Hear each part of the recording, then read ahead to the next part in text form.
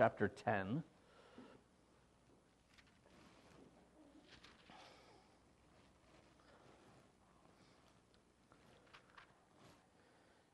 And actually, why don't we go to 11? I'll just skip ahead. If I start in the middle, maybe I'll get closer to the end.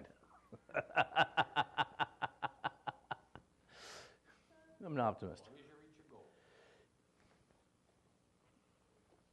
Well, as my notes are upstairs, I'm not really sure what my goal was. I actually do have a semblance of an idea. Actually, your notes are shorter. This might be good. All right. So 1 Kings chapter 11. We're wrapping up King Solomon here. Quite literally, actually, toward the end of this, we'll be wrapping him up. Solomon, as he started off, and we reflect on the early stuff that he did and talked about. Solomon was, and we call him the wisest man that ever lived, and that's an appropriate title. I mean, in his day, everybody came to Solomon from all over the world to see his great wisdom on display. Now, gentlemen, we are going to second-guess that title as we get into this today. And ladies, you may as well, because we're going to see that Solomon married a couple times, more than normal. And one questions the wisdom of that, at least I do. Personally, I find one wife to be all the challenge I'm up to. I cannot imagine adding challenges to my life and then competition among them as well. It just, yes. Right, and right. I'm not even up to a challenge of one of those, and can you imagine having many? So you would begin to question Solomon's wisdom at that point, and we'll look at the verse here that talks about it. But one of the things that we see, and we've talked about this at different places and different times, is that the Bible, one of the things that kind of reinforces our notion that the Bible is God's revelation is because if we were writing a religious book to undergird our religious thoughts, we would not have written it this way. Humanly speaking, we would not take a great figure and cast him in a very negative light. We just wouldn't have done it. A lot of the stuff about David, we would have never included that. No religious person in their right mind trying to bolster their religion would tell you that one of the most important figures in your religion was a liar, an adulterer, and a murderer. It doesn't play well to the masses. And so we find that in David, we find it here again in Solomon, and it just reinforces that we wouldn't have written it this way, which tells us that it just kind of speaks to the idea that it wasn't a human authorship. God was interested in recording accurately what happened. Now, the Bible, everything that it records, it doesn't embrace. It's like people say, well, the Bible doesn't have any lies. That's actually not true. The Bible does contain lies. It truthfully records the lies that people told. I know that's a bit of an end around, but it does have lies. It does contain lies. That's absolutely true. It contains lies. It isn't a lie, but it does contain lies. And so the things that are recorded in Scripture are just that. They are recorded. We can learn from them, not by following their example, but seeing it for the foolishness as it is and doing something differently. We'll probably make our own mistakes, but at least we have some here clearly to avoid. And so understand when we read this isn't God embracing what he's recording. It's just him making sure that it was accurately recorded. And we need to make that distinction because some people don't. Some people can't. Oh, it's in the Bible. See, it's in the Bible. I can do this. David had 3-4 wives, so I can have 3-4 wives. Well, yeah, David's whole marital thing didn't work out very well. I mean, David was not a model of how to have a happy marriage. Abraham had a couple wives. Yeah, and we have civil war in the Middle East for millennia because of that one. These are things that are recorded, not endorsed. And so as we get to Solomon here, we find elements that are recorded about his life. They're not endorsed, and these are negative examples. And what we see is disobedience by this guy who started off thinking himself nothing, thinking himself unable to fulfill the call of God to be the king of his people, to somebody who kind of owned that role, much in the way that Saul did. Actually, the progression is similar in some respects, to the place where he took this knowledge almost for granted, and he began to kind of turn away from God. And Solomon's legacy, as a result, is cloudy. I mean, Solomon could have gone down as the greatest man that ever lived, the wisest man that ever lived, the greatest king of Israel. He was the king of Israel at the peak of its golden age. There is no arguing that from a historical perspective. But as great as all of those accolades are, one of the greatest things we remember Solomon is that he was dumb enough to marry this many times. And that as a result of what he brought into the kingdom, his son had a minor civil war and broke the kingdom into two pieces, and his lineage got actually the smaller piece. And so what flowed historically downstream was a direct result of Solomon and his disobedience and his foolishness that was kind of uncharacteristic. And so we see that there is a real danger in disobedience, and the longer we are disobedient, the greater that danger becomes. The more things are impacted by it. So 1 Kings chapter 11, we're going to begin in verse 1, and we'll read down until I say stop, which should be somewhere around verse 9, excuse me. But King Solomon loved many foreign women, as well as the daughters of Pharaoh, women of the Moabites, Ammonites, Edomites, Sidonians, and Hittites. From the nations of whom the Lord had said to the children of Israel, you shall not intermarry with them, nor they with you. Surely they will turn away your hearts after their gods.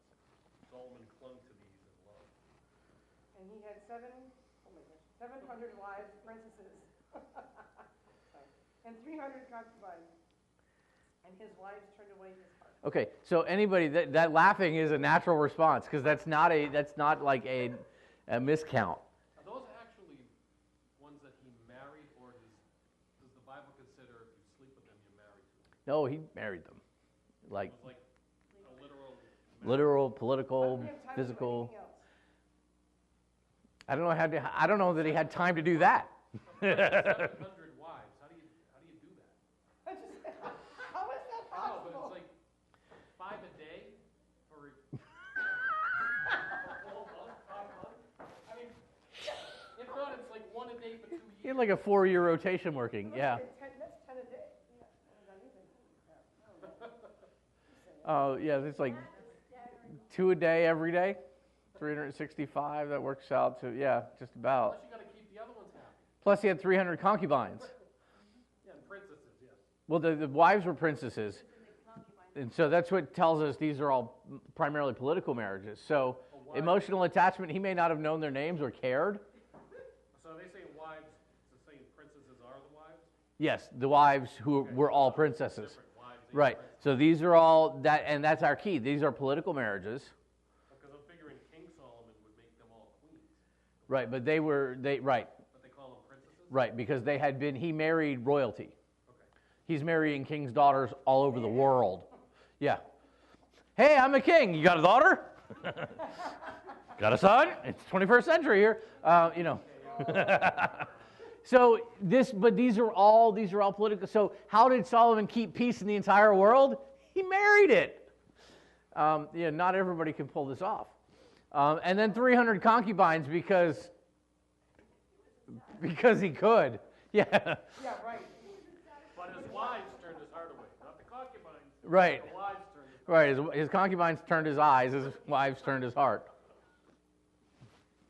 So, as you read this, understand then you get to Song of Solomon was written by a dude with 1,000 people that he was trying to satisfy. And he loved every single one of them. Supposedly.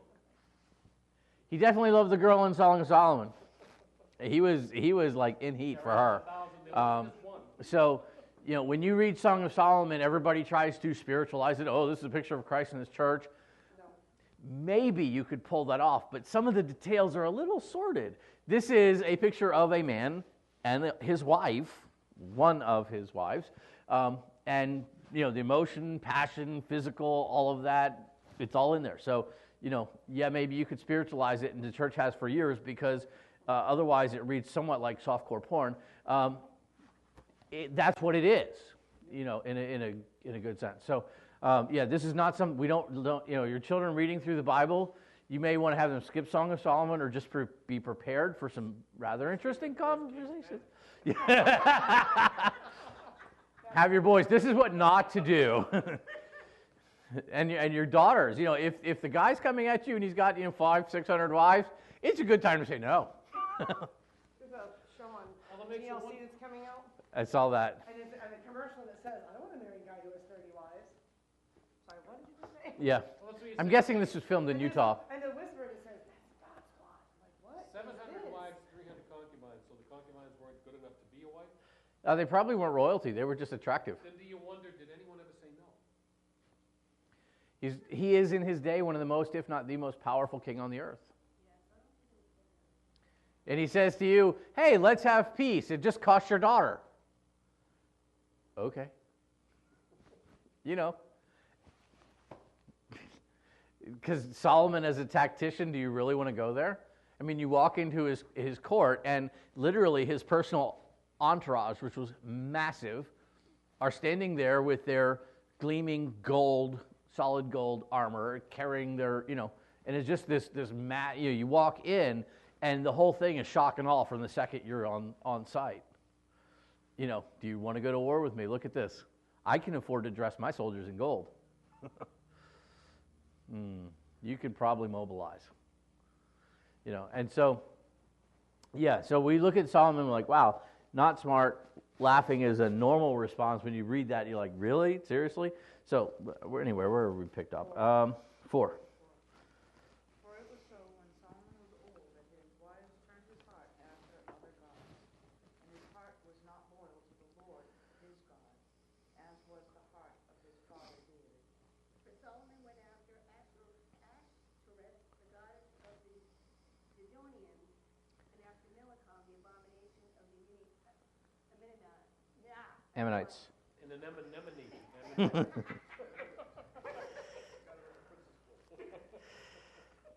Solomon did evil in the sight of the Lord, and went not fully after the Lord, as did David his father. On the mountain east of Jerusalem, he built a place of worship. Shemosh. Yep. The disgusting god of Moab, and a place to worship Molech. Milcom. Molech, but you maybe worded differently in yours. Yeah.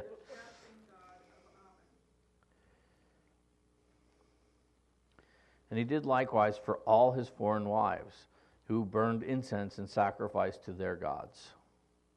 So the Lord became angry with Solomon. Wow, understatement. It says it, duh. Because his heart had turned from the Lord God of Israel, who had appeared to him twice. And he had commanded him concerning this thing, that he should not go after other gods, but he did not keep what God had commanded.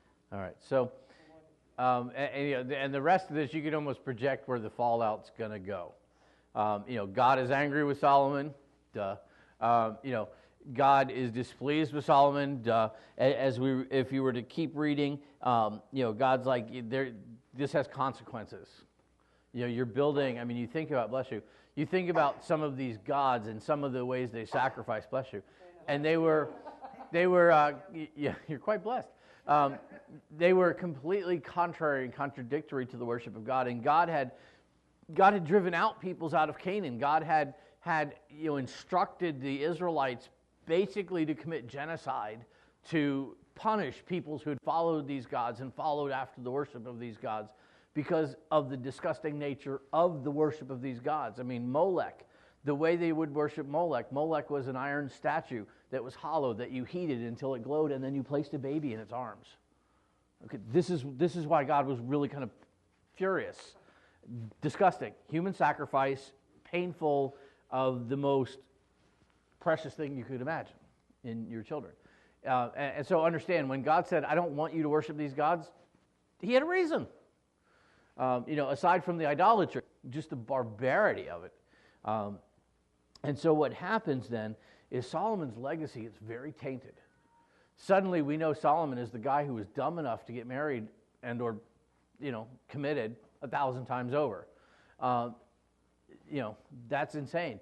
Suddenly you have a guy, instead of who being the wisest king that ever lived and a champion of godly wisdom, though he wrote much about it, in his later years, his heart gets turned after all these other gods that he had built temples for all over Israel for his wives. Well, long term, where do you think that's going to leave if you set up temples for all these other gods all throughout the landscape of Israel, and they have their own priesthood? You're like franchising for the opponent. And suddenly, you would expect, naturally speaking, for all of these religions and all of these gods to get a foothold in Israel and to begin to sway and turn the hearts of the people from God into idols. Kind of flows, right? And that's exactly what happened. And so his legacy just gets kind of worse and worse and worse. And it's not the kind of legacy he wanted. It's not the legacy that we want, but it is a legacy of disobedience. Downstream impacts. His son comes to the throne. There is his son is Rehoboam. There's another guy, Jeroboam, who leads a revolt of the 10 tribes of Israel. And because Solomon had been so dominant and so domineering to the people and so dispassionate toward the end of his life, his son says, the people say, look, just lay off the taxes a little bit and we will love you. And he said, no, I'm going to tax you more. And the people said, then we will leave you. And they did. And the 10 tribes of Israel established Jeroboam as their king, who was he was a wicked man. And every king of Israel was a wicked king. Israel had 0 good kings. The nation of Judah, the southern 2 tribes that stayed with Rehoboam despite his proclivity for taxation, had a couple good kings, but not a lot. And Israel went very rapidly from its zenith of a golden age crashing down because of one man's disobedience. And that's the real legacy of Solomon. That's the real legacy of disobedience. The disobedience displeases God, causes God's anger, but it causes downstream impact in our lives, in our children's lives. One of the heartbreak things that I've seen over the years in ministry is people who are praying for their children to overcome something that the parent caused. And they don't always appreciate. Pray for my children, for this, this, or this. I'm like, but as I look at your life, I'm like, you're directly the cause of this thing. Sometimes they see it, and that's hard, and you pray with them because we're all flawed, fallen human beings. Other times they don't even realize that they're the cause, and that's you just want to slap people around. Of course you can't, but that's where disobedience takes us. And so each and every time that we're presented with a opportunity to obey or to disobey, we make a choice. Understand that when we choose to disobey, it angers God, which we get, but it also has significant, or it has the capacity to have significant impact in our life and in the lives of the people that our life affects. And so if we could do anything, learn any lesson from Solomon's life, it's to raise that bar on obedience, to say, it only, because the devil's lies, it's just a little thing. There is no such thing as a little thing given enough time. You think about it, if you were going to try to go from here to Mars and your trajectory was off by, say, 1/2 degree, Chris, would you get anywhere near Mars? No. It seems like a little thing, 1/2 degree. I mean, you can't even measure here. But between here and Mars, that 1/2 degree could send you into a different solar system. And so the downstream impacts of even small disobediences are potentially huge. And so I think that's sadly the legacy of Solomon's life, is how not to live it. Why do you think God gave him a full book in the Bible? He was so Well, you have Proverbs, and Solomon. Proverbs is really a distillation of godly wisdom. And, it was written by Solomon at a younger age. And you get a lot of really good godly wisdom. He actually gave him 3 books. Yeah, Song of Solomon, it's hard to tell at what point in his life he wrote that, but Song of Solomon, I think, aside from, there are some spiritualizations that one could make, but I think it is a passionate presentation of a passionate godly marriage. I always thought of the Old Testament as being chronological. No, it's not. It's actually, there are several separate sections. You have the law, Genesis through Deuteronomy. It's the foundation of the history books, which are through 2 Samuel, 1 Samuel, through 2 Chronicles, everything from Genesis to about 2 Chronicles is largely history. Then you move into the poetry books, and you get some of those, and then you move into the prophecy books. So there's 3 complete sections. It's not a straight through chronology. And the minor prophets are jumbled a little bit in their eras as well. He gives them Proverbs, and that's godly wisdom. You get Song of Solomon written probably somewhere in the middle part of his life, but it's this, this passionate, godly marriage. And it really speaks to us, when you think about having a godly marriage, should a godly marriage have romance and passion and all of these things? Yeah, absolutely. Because if it doesn't, that's where you lean into danger, because we want it and we may go looking elsewhere. And then you actually get the book of Ecclesiastes, written by Solomon as well. Ecclesiastes written later in his life, and Ecclesiastes, you begin to see some cynicism in there. You begin to sense some regret. And I think and it's generally considered to have been written late in his life. And generally late in his life, you see a man who goes, I've done everything, and I've come to realize that the only thing that matters is God and my relationship with him. But boy, have I botched that. It is kind of that. So, he was wise, and he did give us really good material. But he didn't die with the greatest legacy. Good question. Anybody else? All right, let's pray and we'll jump. Father, we thank you for the day, for Solomon and his sad legacy. Lord, may we learn from it, and may our legacy individually and collectively be greater because we learn from his to follow you, to love you, to obey you. Lord, for the hour that lie ahead of us, we ask that you would meet with us as we celebrate your greatness. In Jesus' good name.